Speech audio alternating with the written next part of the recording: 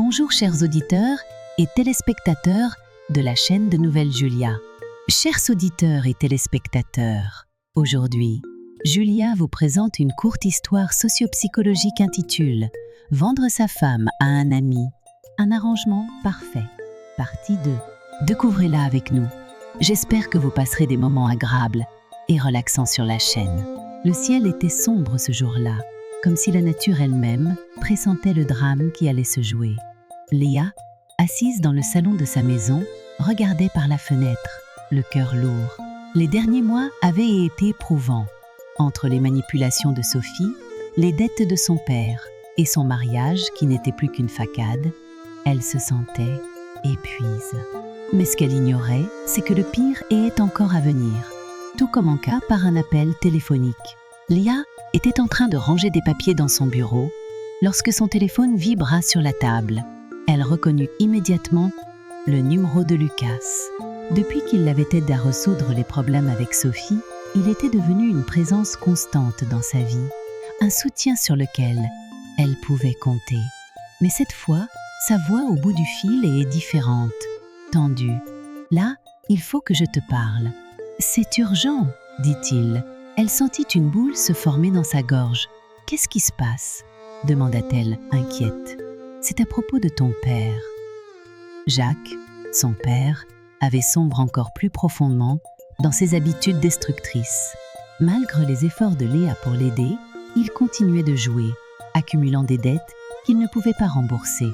Lucas avait découvert qu'il avait emprunté de l'argent à des individus peu recommandables, des hommes connus pour leur brutalité et leur absence de piscis. « Ils vont venir le chercher, Léa, » expliqua Lucas.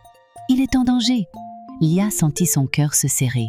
Elle savait que son père était en difficulté, mais elle n'avait pas réalisé à quel point la situation était grave. Elle se précipita chez ses parents, espérant trouver une solution avant qu'il ne soit trop tard. Mais lorsqu'elle arriva, elle trouva sa mère, Marie, en larmes. « Il est parti, » dit-elle, sa voix tremblante. « Il a dit qu'il devait régler quelque chose, mais il n'a pas voulu me dire quoi. » Léa sentit une vague de panique l'envahir. Elle savait que son père est impulsif et elle craignait qu'il ne fasse quelque chose de stupide. Elle appela Lucas, lui demandant de l'aider à le retrouver. « Je vais faire ce que je peux, » répondit-il. « Mais prépare-toi au pire. » Quelques heures plus tard, la nouvelle tomba. Jacques avait été impliqué dans un accident de voiture. Selon les témoins, il roulait à une vitesse excessive lorsqu'il avait perdu le contrôle de son véhicule, percutant un arbre sur le bord de la route. Léa, en apprenant la nouvelle, sentit le sol se dérober sous ses pieds. Elle se précipita à l'hôpital, espérant qu'il s'en sortirait, mais ses espoirs furent rapidement anéantis. Les médecins lui annoncèrent qu'il était mort sur le coup. Le choc de la perte de son père fut écrasant. Léa, qui avait toujours vu Jacques comme un pilier de sa vie, se retrouva soudainement sans repère. Mais ce n'était pas tout. Sa mère, Marie, déjà fragile émotionnellement, ne supporta pas la nouvelle. Quelques jours après l'accident, elle s'effondra dans la cuisine, victime d'une crise cardiaque. Léa, qui était présente à ce moment-là, tenta désespérément de la réanimer, mais en vain. En l'espace de quelques jours, elle avait perdu ses deux parents, et le poids de cette double tragédie est presque insupportable. Lucas, bien qu'il fût une source de réconfort, ne pouvait combler le vide laissé par la perte de sa famille. Léa se sentait seule, abandonnée et accablée par la responsabilité de tout ce qui restait. Elle devait non seulement gérer les funérailles de ses parents, mais aussi s'occuper des dettes de son père qui continuaient de s'accumuler. Quentin, bien qu'il fût toujours son mari, ne montra aucun signe de soutien. Au contraire, il semblait presque indifférent à sa douleur, se concentrant sur ses propres problèmes financiers. Un soir, alors qu'elle est assise dans le salon, entourée de photos de ses parents, Lucas vint lui rendre visite. Il s'assit à côté d'elle, posant une main réconfortante sur son épaule. « Léa, je suis désolé pour tout ce que tu traverses, » dit-il, sa voix pleine de compassion. « Mais tu n'es pas seule. Je suis là pour toi. » Léa, bien qu'elle fût touchée par ses paroles, ne pouvait s'empêcher de ressentir une certaine distance. Elle savait que Lucas voulait l'aider, mais elle se sentait incapable de s'ouvrir à lui. La douleur qu'elle ressentait est trop profonde, trop personnelle. C'est à ce moment-là qu'elle prit une décision. Elle devait se séparer de Lucas. Bien qu'elle l'aimât, elle savait qu'elle ne pouvait pas continuer leur relation dans ces conditions. Elle avait besoin de temps pour guérir, pour se reconstruire, et elle ne voulait pas l'entraîner dans son chaos. « Lucas, dit-elle, sa voix tremblante, je t'apprécie beaucoup, mais je ne peux pas continuer comme ça. J'ai besoin de temps pour moi, pour comprendre ce que je veux vraiment. » Lucas, bien qu'il fût visiblement blessé, respecta sa décision. « Je comprends, dit-il, mais sache que je serai toujours là pour toi, quoi qu'il arrive. » La séparation avec Lucas fut un coup dur pour Léa, mais elle savait qu'elle avait pris la bonne décision. Elle se concentra sur son travail, utilisant le spa comme une échappatoire à sa douleur. Mais même dans ces moments de repos, elle ne pouvait s'empêcher de penser à Lucas. Il lui manquait, mais elle savait qu'elle devait rester forte. Elle avait déjà perdu trop de choses, et elle ne pouvait pas se permettre de perdre son sens de soi. Quentin, de son côté, continua de s'éloigner. Leur mariage, déjà fragile, était maintenant complètement brise. Léa savait qu'elle devait mettre fin à cette relation toxique, mais elle hésitait. Elle avait peur de l'inconnu, de ce que l'avenir lui réservait. Mais un jour, alors qu'elle regardait une photo de ses parents, elle réalisa qu'elle ne pouvait pas continuer à vivre dans le passé. Elle devait avancer, pour eux, pour elle-même. Elle demanda le divorce, et bien que Quentin fût réticent au début, il finit par accepter. « Tu as raison, dit-il son ton résigne. Nous ne sommes plus les mêmes personnes. » Léa, bien qu'elle fût soulagée, ressentit une certaine tristesse. Leur mariage, bien qu'il n'ait jamais été heureux, représentait une partie importante de sa vie et elle savait qu'elle devait maintenant tourner la page. La tragédie et la séparation marquèrent un tournant dans la vie de Léa. Elle avait perdu ses parents, son mari et l'homme qu'elle aimait, mais elle avait également découvert une force en elle qu'elle ne soupçonnait pas. Elle savait que le chemin serait long et difficile, mais elle était déterminée à reconstruire sa vie, à trouver un nouveau sens à son existence. Et bien que Lucas fût parti, elle savait qu'il resterait toujours une partie importante de son histoire. Peut-être qu'un jour, leur chemin se croiserait à nouveau. Mais pour l'instant, elle devait se concentrer sur elle-même, sur son avenir. Car même dans les moments les plus sombres, elle croyait encore en la possibilité d'un nouveau départ. Le vent soufflait fort ce matin-là, emportant avec lui les feuilles mortes qui jonchaient les rues. Léa, assise dans son salon, regardait distraitement par la fenêtre. Cela faisait plusieurs semaines qu'elle avait décidé de se séparer de Lucas. Bien qu'elle l'aimât encore, elle avait ressenti le besoin de prendre du recul, de se retrouver seule pour affronter les épreuves qui s'étaient accumulées dans sa vie. Mais malgré ses efforts pour se concentrer sur son travail et sur elle-même, elle ne pouvait s'empêcher de penser à lui. Lucas hantait ses pensées, et chaque souvenir de lui ravivait une douleur qu'elle tentait désespérément d'oublier. Un jour, alors qu'elle terminait une longue journée au spa, son téléphone vibra. C'était un numéro inconnu. Elle hésita un instant avant de répondre. « Allô ?» dit-elle, sa voix légèrement tremblante. Une voix féminine, froide et professionnelle, lui répondit « Bonjour, je suis l'assistante de Monsieur Lucas. Je vous appelle pour vous informer qu'il a été victime d'un accident. » Léa sentit son cœur s'arrêter. « Un accident ?» répéta-t-elle, incapable de croire ce qu'elle venait d'entendre. « Oui, il a été hospitalisé. Il est dans un état stable. Mais il a perdu la mémoire. » Ces mots résonnèrent dans l'esprit de Léa, comme un coup de tonnerre. Lucas, cet homme qui avait été son pilier dans les moments les plus sombres, ne se souvenait plus d'elle. Elle sentit une vague de panique l'envahir. « Où est-il » demanda-t-elle, sa voix brise par l'émotion. L'assistante lui donna l'adresse de l'hôpital, et sans perdre une seconde, Léa se précipita pour le rejoindre. Lorsqu'elle arriva à l'hôpital, elle trouva Lucas allongé dans un lit, le visage pâle et marqué par des égratignures. Ses yeux, habituellement si vifs et perçants, semblaient perdus, comme s'il cherchait à comprendre où il se trouvait. Léa s'approcha lentement, son cœur battant à tout rompre. « Lucas » murmura-t-elle, espérant qu'il la reconnaîtrait. Mais lorsqu'il tourna la tête vers elle, son regard était vide. « Qui êtes-vous » demanda-t-il. Sa voix faible, mais empreinte de confusion. Ces mots furent comme un coup de poignard pour Léa. Elle sentit les larmes monter, mais elle se forqua à rester forte. « C'est moi, Léa, » dit-elle, tentant de cacher sa douleur. Mais Lucas secoua la tête. « Je suis désolée, je ne me souviens pas de vous. » L'assistante, qui se tenait à l'entrée de la chambre, expliqua que Lucas avait subi un traumatisme crânien lors de l'accident, ce qui avait entraîné une amnésie partielle. Il ne se souvient que de certains aspects de sa vie, précisa-t-elle. Les médecins disent que sa mémoire pourrait revenir avec le temps, mais rien n'est certain. Léa passa les jours suivants à l'hôpital, espérant que quelque chose, un mot, un geste, raviverait les souvenirs de Lucas. Mais malgré tous ses efforts, il restait distant, comme un étranger. Ce qui la blessait encore plus, c'était la présence d'une autre femme, Camille. Camille, une ancienne connaissance de Lucas, avait été à ses côtes depuis l'accident. Elle semblait déterminée à prendre soin de lui, et Lucas, ne se souvenant pas de Léa, semblait se reposer sur elle. Un soir, alors que Léa était assise dans la salle d'attente, Camille vint la voir. « Léa, je sais que c'est difficile pour vous, » dit-elle, son ton à la fois compatissant et ferme. « Mais Lucas a besoin de stabilité en ce moment. Il ne se souvient pas de vous, et je pense qu'il serait mieux pour lui que vous preniez vos distances. » Léa sentit une colère sourde monter en elle. « Vous pensez que je devrais simplement disparaître ?» répliqua-t-elle, sa voix tremblante. « Lucas et moi avons partagé quelque chose de réel.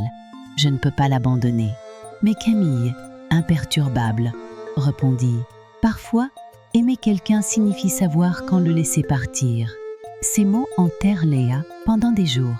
Elle savait que Camille avait raison, mais l'idée de perdre Lucas pour toujours était insupportable. Elle décida de lui rendre visite une dernière fois, espérant qu'il se souviendrait d'elle. Lorsqu'elle entra dans sa chambre, Lucas était assis près de la fenêtre, regardant le coucher de soleil. « Lucas » dit-elle doucement, s'approchant de lui.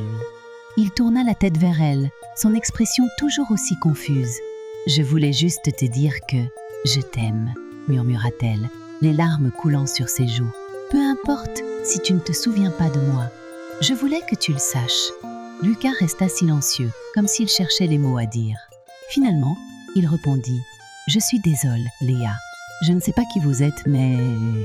merci. » Ces mots, bien qu'ils fussent sincères, brisèrent le cœur de Léa. Elle quitta la chambre, sachant qu'elle devait maintenant tourner la page. Les semaines qui suivirent furent un véritable calvaire pour Léa. Elle tenta de se concentrer sur son travail, mais chaque pensée revenait inévitablement à Lucas.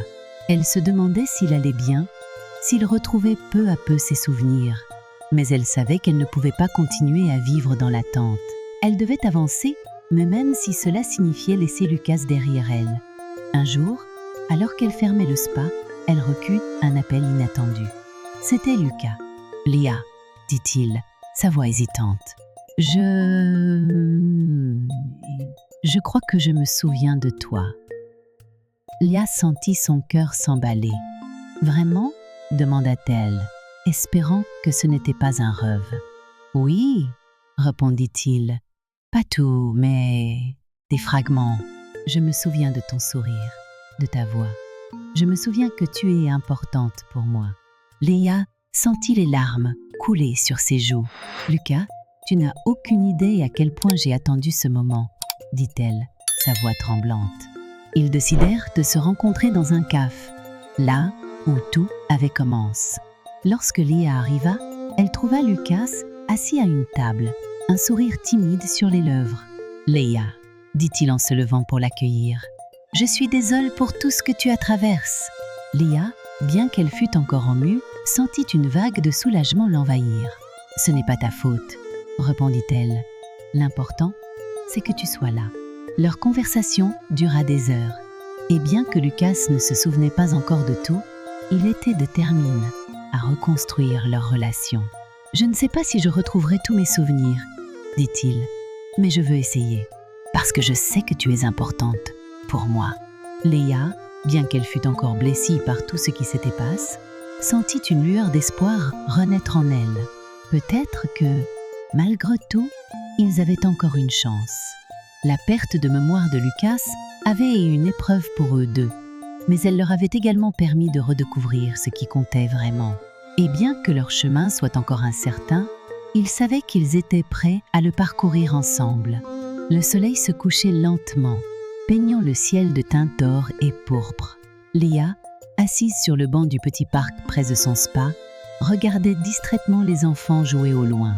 Cela faisait des mois qu'elle n'avait pas vu Lucas.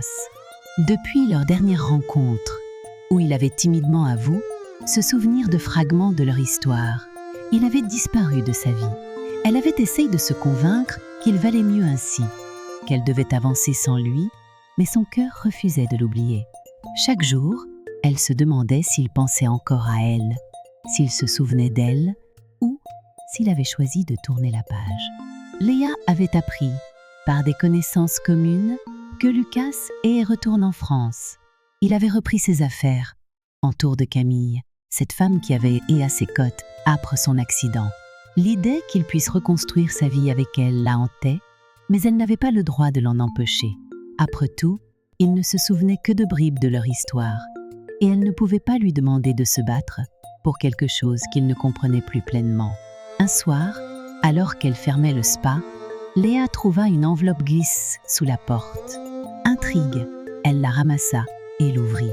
À l'intérieur, une simple lettre, écrite à la main. Elle reconnut immédiatement l'écriture de Lucas.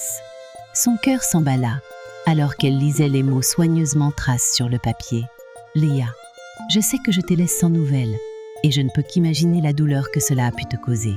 Mais je devais partir pour comprendre ce que je ressentais, pour retrouver les morceaux de moi-même que j'avais perdus.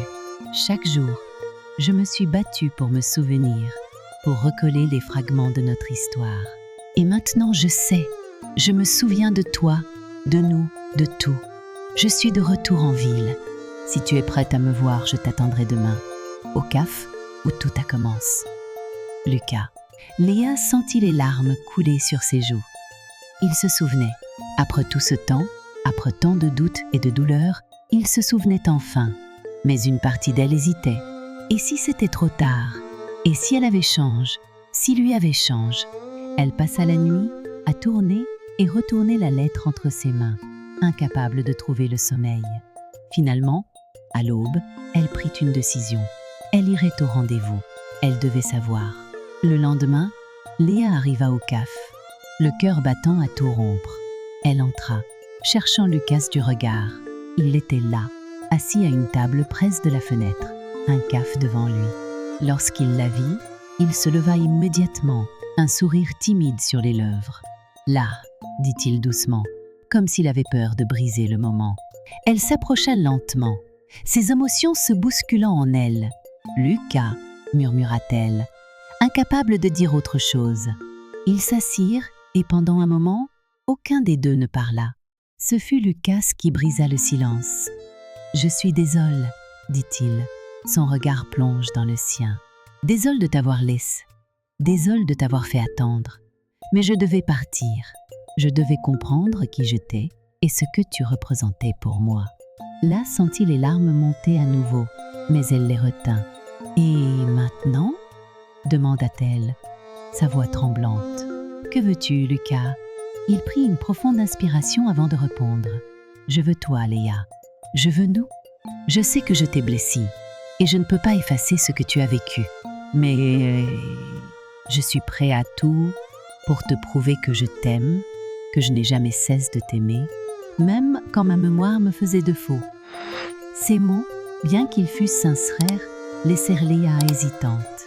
Elle l'aimait encore, c'était indéniable, mais elle avait peur. Peur de souffrir à nouveau, peur de se perdre dans une relation qui avait déjà tant coûté. « Lucas » dit-elle finalement, sa voix douce mais ferme. « Je t'aime, je t'ai toujours aimé, mais je ne peux pas simplement oublier tout ce qui s'est passé. J'ai besoin de temps, de savoir que cette fois, c'est réel, que tu es là pour de bon. » Lucas hocha la tête, comprenant ses réserves. « Je suis prêt à attendre, Léa, aussi longtemps qu'il le faudra. » Les semaines qui suivirent furent marquées par une lente reconstruction. Lucas fit tout pour regagner la confiance de Léa. Il venait régulièrement au spa, non pas pour la distraire, mais pour l'aider. Il écoutait parler de ses projets, de ses rêves, et il l'encourageait à aller de l'avant. Petit à petit, Léa sentit ses défenses s'effondrer. Elle voyait en lui l'homme qu'elle avait aimé, mais aussi quelqu'un de nouveau, plus patient, plus attentif. Un jour, alors qu'il se promenait dans le parc, Lucas s'arrêta soudainement. « Léa, dit-il, prenant ses mains dans les siennes, je veux te montrer quelque chose. » Intrigue, elle le suivit jusqu'à une petite maison en bordure de la ville. « C'est ici que je veux commencer une nouvelle vie, » expliqua-t-il. « Une vie avec toi si tu es prête. » Léa regarda la maison, simple mais chaleureuse, et sentit une vague d'émotion l'envahir. Elle savait qu'elle était prête à lui pardonner, prête à recommencer. Leur réconciliation ne fut pas sans défi. Camille, qui avait espéré reconstruire une vie avec Lucas, ne prit pas bien la nouvelle. Elle confronta Léa un jour, l'accusant de manipuler Lucas pour le récupérer. « Tu ne sais pas ce qu'il a traversé, » lui dit-elle, les larmes aux yeux. « J'ai là pour lui quand il avait tout perdu. Et toi, tu reviens comme si de rien n'était. » Léa, bien qu'elle comprît la douleur de Camille, resta ferme. « Je ne suis pas revenue dans sa vie par hasard, » répondit-elle. « Lucas a choisi de se souvenir de moi, de nous. Je suis désolée si cela te fait souffrir. Mais je ne peux pas m'excuser d'aimer quelqu'un. » Lucas, bien qu'il fût reconnaissant envers Camille pour son soutien après son accident, mit fin à leur relation de manière définitive. « Camille, je te serai toujours reconnaissant pour ce que tu as fait pour moi, » lui dit-il. « Mais mon cœur appartient à Léa. Je ne peux pas te donner ce que tu veux. » Ces mots, bien qu'ils fussent difficiles à entendre, permirent à Camille de tourner la page. Avec le temps, Lucas et Léa retrouvèrent leur complicité. Ils décidèrent de se marier, cette fois par amour et non par obligation. La cérémonie, simple mais émouvante, eut lieu dans le jardin de leur nouvelle maison. Entour de leurs proches, ils échangèrent leurs vœux, promettant de ne plus jamais se perdre. Le retour de Lucas et leur réconciliation marqueront un nouveau chapitre dans la vie de Léa. Elle avait traversé tant d'épreuves, mais elle savait maintenant que l'amour, le vrai, pouvait surmonter toutes les tempêtes. Et alors qu'elle regardait Lucas, son mari, elle se dit que tout en valait la peine. Clara, la sœur cadette de Lucas, est une femme indépendante et déterminée. Elle avait toujours vécu dans l'ombre de son frère, admirant sa réussite tout en cherchant à tracer son propre chemin. Après avoir passé plusieurs années à l'étranger pour ses études, elle était revenue en France, prête à reprendre sa place dans la famille et à se consacrer à ses propres ambitions. Mais ce qu'elle n'avait pas prévu, c'était de croiser le chemin de Martin, l'ex-mari de Léa, un homme qu'elle avait appris à mépriser à travers les récits de son frère et de sa belle-sœur. Martin, de son côté, n'était plus l'homme qu'il avait. Après son divorce avec Léa, il avait traversé une période sombre, marquée par des remords et une profonde remise en question. Il avait perdu tout ce qu'il avait de plus cher, et cette perte l'avait forcé à se confronter à ses erreurs. Lentement, il avait commencé à reconstruire sa vie, déterminé à devenir un homme meilleur. Mais malgré ses efforts, il portait encore le poids de son passé, un fardeau qu'il pensait devoir porter seul. Leur première rencontre eut lieu lors d'un dîner organisé par Lucas et Léa.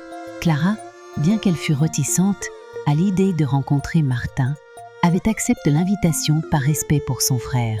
Elle ne s'attendait pas à ce que cet homme, dont elle avait entendu tant de choses négatives, soit si différent de l'image qu'elle s'était faite de lui. Martin, bien qu'il fût visiblement mal à l'aise, se montra courtois et respectueux, évitant soigneusement tout sujet qui pourrait raviver de vieilles blessures. Clara, cependant, ne put s'empêcher de le confronter. « Alors, c'est vous, Martin, » dit-elle, son ton légèrement sarcastique. « L'homme qui a brisé le cœur de ma belle-sœur. » Martin, bien qu'il fût surpris par son franc-parler, ne chercha pas à se défendre. « Oui, c'est moi, » répondit-il calmement. « Et je ne cherche pas à excuser ce que j'ai fait. J'ai fait des erreurs, et je les regrette chaque jour. » Ces mots, bien qu'ils fussent sincères, laissèrent Clara perplexe. Elle ne s'attendait pas à ce qu'il admette ses torts si facilement, et cela la déstabilisa. Au fil des semaines, Leurs chemins continuèrent de se croiser. Clara, bien qu'elle fût méfiante, ne pouvait s'empêcher de remarquer les efforts de Martin pour changer. Il travaillait dur pour reconstruire sa vie, aidant Léa et Lucas dans leurs projets, tout en essayant de se racheter auprès de ceux qui l'avaient blessé. Mais malgré tout, Clara restait sur ses gardes. Elle avait vu trop de gens souffrir à cause de lui, et elle refusait de baisser sa garde. Un jour, alors qu'elle se promenait dans le parc, elle tomba sur Martin, assis sur un banc, un livre à la main. Il semblait perdu dans ses pensées, et Clara, bien qu'elle hésitât, décida de s'approcher. « Vous lisez ?» demanda-t-elle, un sourire moqueur sur les lèvres. Martin leva les yeux, surpris de la voir. « Oui », répondit-il, montrant la couverture du livre. « C'est un roman sur la rédemption. Je pensais que qu'elle pourrait m'aider. » Clara, bien qu'elle fût amuse par sa réponse, sentit une pointe de respect naître en elle. Peut-être que cet homme, qu'elle avait jugé si durement, méritait une seconde chance. Leur relation, bien qu'elle fût au départ marquée par des confrontations et des malentendus, commença lentement à évoluer. Clara, bien qu'elle fût encore méfiante, ne pouvait s'empêcher d'être attirée par la sincérité de Martin. Il ne cherchait pas à se faire passer pour quelqu'un qu'il n'était pas. Il admettait ses erreurs, acceptait ses défauts et faisait tout son possible pour devenir une meilleure personne. Et Clara, malgré elle, commença à voir en lui quelque chose qu'elle n'avait pas vu chez d'autres hommes, une véritable volonté de changer. Un soir, alors qu'ils dînaient ensemble dans un petit restaurant, Martin décida de lui ouvrir son cœur. « Clara, dit-il, posant sa fourchette, je sais que tu as des raisons de me détester et je ne te demande pas de me pardonner. Mais je veux que tu saches que je suis sincère.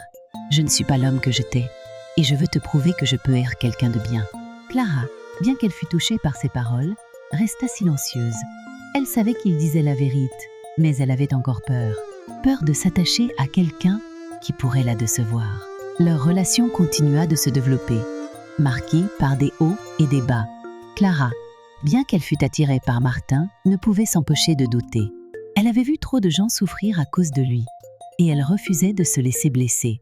Mais Martin, loin de se décourager, continua de lui prouver qu'il était digne de sa confiance. Il l'écoutait, la soutenait et faisait tout son possible pour lui montrer qu'il était sérieux. Un jour, alors qu'il se promenait sur la plage, Martin s'arrêta soudainement. « Clara, dit-il, prenant ses mains dans les siennes, je sais que je ne suis pas parfait, mais je t'aime et je suis prêt à tout pour te prouver que je suis digne de toi. » Clara, bien qu'elle fût émue par ces paroles, resta silencieuse. Elle savait qu'elle l'aimait aussi, mais elle avait encore peur. Peur de se laisser aller, peur de se blesser. Mais ce soir-là, alors qu'elle était seule chez elle, Clara réalisa quelque chose. Elle avait passé sa vie à se protéger, à éviter de s'attacher à des gens qui pourraient la blesser. Mais avec Martin, c'était différent. Il n'était pas parfait, mais il est sincère. Et elle savait qu'elle ne pouvait pas continuer à vivre dans la peur. Elle devait prendre un risque, mais même si cela signifiait se blesser. Le lendemain, elle alla voir Martin. « Martin, dit-elle, son regard plonge dans le sien. Je t'aime et je suis prête à te donner une chance. Mais je veux que tu saches que je ne tolérerai pas d'être blessée. Si tu veux être avec moi, tu dois être honnête, sincère et prêt à te battre pour nous. » Martin, bien qu'il fût surpris par sa déclaration, sentit une vague de soulagement l'envahir. « Je te promets, Clara, dit-il, que je ferai tout pour te rendre heureuse. » Leur relation, bien qu'elle fût encore marquée par des défis, devint une source de bonheur pour eux deux. Clara, qui avait toujours été méfiante, apprit à faire confiance. Et Martin, qui avait passé sa vie à fuir ses responsabilités, trouva enfin une raison de se battre. Ensemble, ils commencèrent à construire une vie marquée par l'amour, la confiance et la rédemption. Leur histoire, bien qu'elle fût nue dans la douleur, devint un symbole d'espoir, car même dans les moments les plus sombres, ils avaient trouvé une lumière, une raison de continuer à se battre. Et alors qu'ils regardaient le coucher de soleil, main dans la main, ils savaient qu'ils avaient trouvé quelque chose de rare et de précieux, un amour véritable. Le soleil brillait haut dans le ciel, baignant la petite maison de Léa et Lucas d'une lumière douce et chaleureuse. C'était un jour spécial, un jour que Léa n'aurait jamais imaginé vivre après tout ce qu'elle avait traversé. Elle se tenait devant le miroir de sa chambre, ajustant les derniers détails de sa robe blanche. Son cœur battait à tout rompre, non pas de peur, mais d'une joie qu'elle n'avait pas ressentie depuis longtemps. Aujourd'hui, elle allait épouser Lucas, l'homme qui avait traversé tant de preuves à ses côtes, celui qui avait su regagner son cœur malgré les tempêtes. Dans la pièce voisine, Lucas préparait également. Il regardait son reflet dans le miroir, un sourire discret sur les lèvres. Il se souvenait de tout ce qu'il avait dû surmonter pour arriver à ce moment. L'accident, la perte de mémoire, la séparation avec Léa, et enfin, leur réconciliation. Chaque étape avait été une bataille, mais il savait que cela en valait la peine. Aujourd'hui, il allait sceller son amour pour Léa, un amour qu'il savait indestructible. Le jardin de leur maison avait été transformé en un lieu de rêve pour la cérémonie. Des guirlandes de fleurs blanches et roses ornaient les arbres, et des chaises élégantes étaient disposées en rangées pour accueillir leurs proches. Léa, en descendant les marches pour rejoindre Lucas, sentit son cœur se gonfler d'émotion en voyant les visages souriants de ceux qu'elle aimait. Lucas l'attendait au bout de l'halle, son regard rempli d'amour et de promesses. La cérémonie fut simple, mais profondément émouvante. Léa et Lucas échangèrent leurs vœux, des mots sincères qui reflétaient tout ce qu'ils avaient traversé ensemble. « Je te promets de toujours me battre pour nous », dit Lucas, sa voix tremblante d'émotion. « Peu importe les obstacles, je serai là, à tes côtes. » Léa, les larmes aux yeux, répondit « Et moi, je te promets de ne jamais douter de nous, de toujours croire en notre amour, même dans les moments les plus sombres. » Lorsque le prêtre les déclara mari et femme, un tonnerre d'applaudissements éclata parmi les invités. Léa et Lucas s'embrassèrent sous les acclamations, scellant leur union dans un moment de pure magie. Mais ce n'était pas seulement leur bonheur qui était célèbre ce jour-là, c'était aussi celui de leurs proches, qui avaient eux aussi trouvé leur propre chemin vers la paix et la rédemption. Clara, la sœur de Lucas, était assise au premier rang, un sourire radieux sur le visage. À ses côtes se trouvait Martin, l'homme qu'elle avait appris à aimer malgré son passé compliqué. Leur relation, bien qu'elle ait commencé sur des bases fragiles, s'était transformée en quelque chose de solide et de beau. Martin avait prouvé à Clara qu'il était capable de changer, et elle, de son côté, avait appris à lui faire confiance. Ils avaient récemment annoncé leur fiançailles, et leur mariage est prévu pour la fin de l'année. Après la cérémonie, alors que les invités se rassemblaient autour d'un buffet somptueux, Clara et Martin s'approchèrent de Léa et Lucas.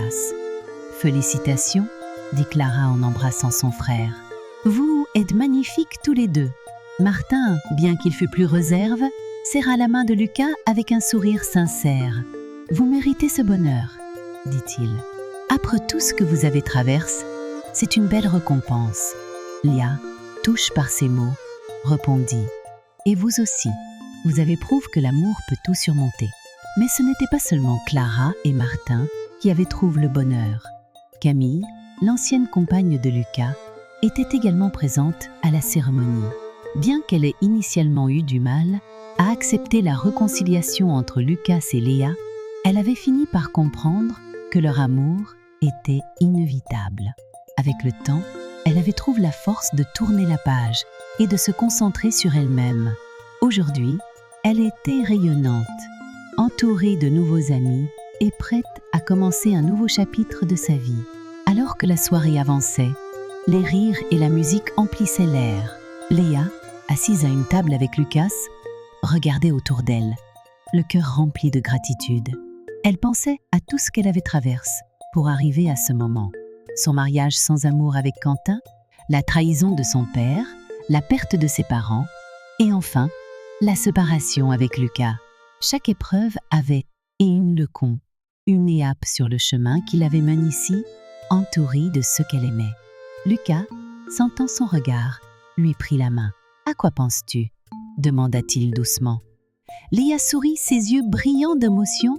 « Je pense à tout ce que nous avons traversé » répondit-elle. « Et je me rends compte que Malgré tout, je ne changerai rien. Chaque moment, même les plus difficiles, nous a conduits ici. Lucas hocha la tête, partageant ses sentiments. Et je te promets que le meilleur est encore à venir, dit-il, serrant sa main dans la sienne. La soirée se termina par une danse sous les étoiles. Léa et Lucas, entour de leurs proches, dansèrent au son d'une musique douce, leur cœur battant à l'unisson. C'était un moment de pure magie, un moment où le passé, avec toutes ses douleurs, semblait s'effacer, laissant place à un avenir rempli de promesses. Mais ce n'était pas seulement leur histoire qui trouvait une fin heureuse. Clara et Martin, main dans la main, regardaient l'avenir avec espoir. Camille, bien qu'elle fût seule, avait trouvé une nouvelle force en elle-même. Et même Quentin, qui n'était pas présent ce jour-là, avait commencé à reconstruire sa vie, loin des erreurs du passé. Léa, en regardant les étoiles ce soir-là, se dit que la vie, malgré toutes ses épreuves, valait la peine d'être vécue. Elle avait trouvé l'amour, la paix, et surtout, elle avait trouvé en elle une force qu'elle ne soupçonnait pas. Et alors qu'elle dansait avec Lucas, elle savait qu'ils étaient prêts à affronter tout ce que l'avenir leur réservait. Ensemble,